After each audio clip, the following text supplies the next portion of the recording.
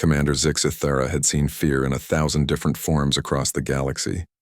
She had witnessed the trembling of prey species before predators, the terror of civilizations facing extinction, and the desperation of warriors in their final moments. As the Supreme Admiral of the Hegemony's Third Fleet, she believed she understood the full spectrum of fear that sentient beings could experience. She was wrong. The human vessel Defiance hung motionless in the void, its hull scarred by plasma burns and meteor impacts. For 3 standard cycles, it had been running a desperate gauntlet through Hegemony space, carrying refugees from the recently conquered Kepler colony. The ship's engines were failing, life support systems strained beyond capacity, and ammunition reserves nearly depleted. "They're broadcasting a surrender signal," reported Navigation Officer Kreltan, his voice betraying confusion. "Standard white flag protocol across all frequencies." Zixithera's mandibles clicked in satisfaction. The humans had finally learned their place. For months, their species had been a thorn in the Hegemony's expansion, showing inexplicable resistance, despite their technological inferiority. They fought with a savagery that made even veteran Hegemony warriors pause, defending worthless rocks and gas giants as if they were sacred ground. "Prepare boarding parties," she commanded. "We'll interrogate the crew and process the refugees for labor assignments. Perhaps we can finally understand what makes these creatures so persistent." The docking bay of the Eternal Dominion received the human shuttle with standard security protocols. 12 humans emerged, the entire command crew of the Defiance. They were a sorry sight. Uniforms torn, faces gaunt from rationing, several bearing visible wounds. Their leader, a female with graying hair and steady blue eyes, stepped forward. "I am Captain Sarah Chen of the United Earth Colonial Fleet," she said, her voice carrying an odd quality that Zixithera couldn't identify. "I formally surrender my vessel and crew to your custody." "A wise decision," Zixithera replied through her translator. "Your resistance has been noted. You will be processed according to Hegemony protocols." Captain Chen nodded slowly. "I understand. But before we proceed, I have a request." The audacity almost made Zixithera laugh. "You are hardly in a position to make requests, human." "The refugees aboard my ship," Chen continued, ignoring the implied threat. "They're mostly civilians, families, children, elderly. Many are wounded. They've been through enough. They will be assigned work details appropriate to their capabilities," Zixithera said dismissively. "The strong will serve in the mines, the weak in agricultural sectors. It is the natural order." Something changed in Captain Chen's expression. The steadiness remained, but underneath it, Zixithera glimpsed something that made her step back, involuntarily. It wasn't anger or hatred, those emotions she understood and respected. This was something else entirely. "I see," Chen said quietly. "Then I suppose there's something you should know about humans." Before anyone could react, Chen reached for her sidearm, not to draw it but to slowly, deliberately place it on the deck. Her crew followed suit, weapons clattering to the metal floor. "You think this is surrender?" Chen continued, her voice growing softer, more dangerous.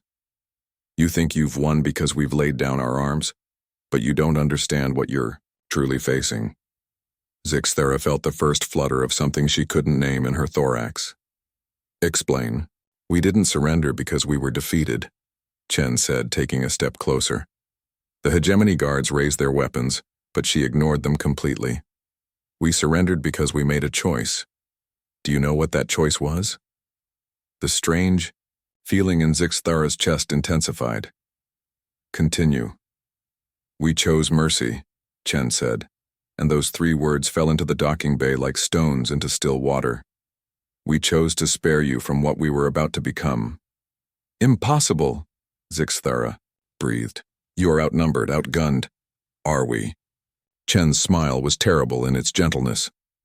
"Admiral, how many of your ships have engaged us directly?" Zixithera's mind raced. The Defiance had been harried by patrol vessels, automated defense platforms, long-range artillery stations. But direct ship-to-ship combat, That is irrelevant. 17 ships, Chen said conversationally. 17 of your finest vessels with crews totaling over 8,000 sentients. Do you know where they are now? The temperature in the docking bay seemed to drop.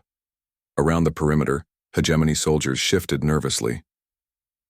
You're bluffing, Zixathera managed. Chen reached into her pocket slowly, withdrawing a small datapad. She tossed it to Zixathera, who caught it with trembling claws. The screen showed sensor readings, tactical reports, wreckage analysis. 17 hegemony vessels reduced to expanding clouds of debris. No survivors detected. One ship, Chen said softly. One damaged, understaffed human vessel carrying refugees and running on fumes. That's what it took to eliminate 17 of your finest. Zixathera's legs felt weak. How? Because you made us angry, Chen replied. And when humans get angry, truly angry, we become something else entirely. Something that makes the universe hold its breath. The human captain gestured to her crew. Every one of these people has lost family to your expansion. Friends, children, entire worlds.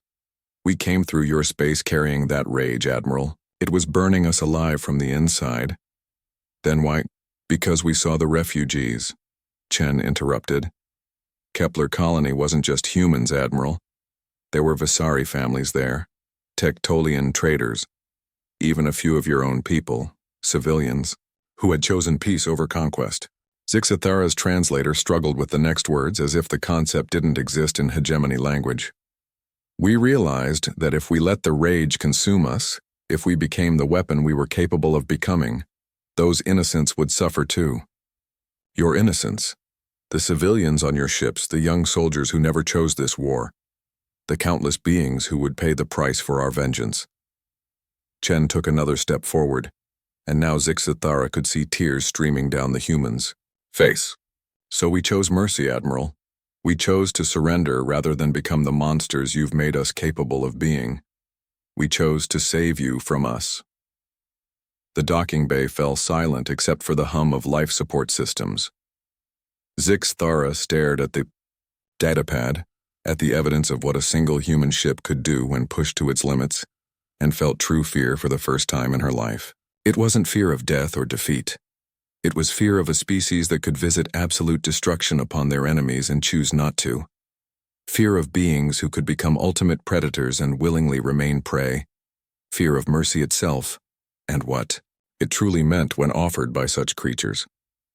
Process the refugees gently, Zixathera heard herself say. Medical care for the wounded. Family groups stay together. Captain Chen nodded, unsurprised. Thank you, Admiral.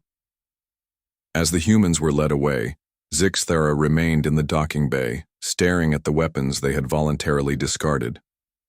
She finally understood why the galaxy trembled at the mention of humanity. It wasn't their strength that made them terrifying. It was their choice not to use it.